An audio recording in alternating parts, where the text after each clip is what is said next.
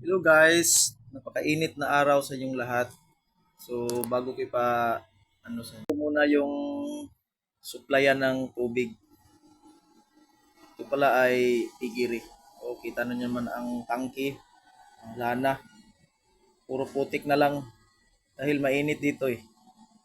Kaya bago mangyaring kinatakutan ng may-ari, bumili siya ng pump para masupplyan tong mga alagang baboy niya. Oh, napakarami naman. Lahat yan ay mga inakin at may nanganganak pa. So may preparasyon na siyang bago. Pero kailangan niya dito ay tubig. Kailangan may supply siya ng tubig. Tingnan ko sa labas para mapapakita ko sa inyo kung gaano kalalim o layo yung pagkukunan ng tubig para iakyat dito sa taas. Yan siya oh. Hindi makita kasi lasang pa yan, lasang. Gubat pala, gubat. Ito na pala yung pagkukunan ng tubig. Ang laki ng tubig nito, tangke, equivalent yung tangke sa itaas. So yan lang ang existing niya. Kailangan naka-throttle din ng ano. May pump na siya nabili, kaso parang mahina to. Try ko lang pag-install kung okay ba. So yan, mahina. Iwan ko kung makalampas pa. Pero kailangan ko siyang palitan. May nairekomenda na ako siya klaseng motor, 1.5 horsepower. So, ito na.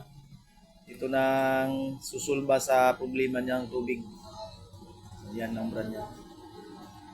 So, yan. Temporary lang kung nakabahay. Ang layo pala nito ay 150 meters. Kasi dalawang rulyo ng wire na binili ko. Yung 150 meters every roll. Sagad. Yan sa kalayo. Pero ang tuktok niya, sobrang tuktok guys. Yan nga, malakas.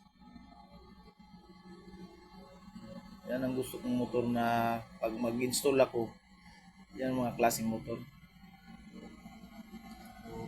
Aakyat na ako sa taas. Titingnan ko kung naaabot bang tubig doon.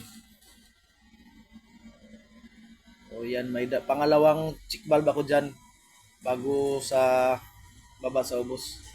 Yan, nasa gitna na ako pero malayo pa yung site na papuntahan ng tubig. Doon ang Tigiri. Doon din ang tangke.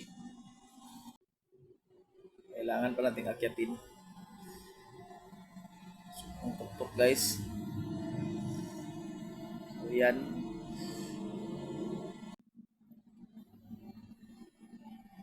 Yung tangke niya. Equivalent po ito ng kalaki sa doon sa baba. Ito palang may-ari sa Tigiri. Shout out sa iyo boss. Maraming salamat sa uh, pagsalig. Nakita ko yung yun lang output niya galing sa baba. Sim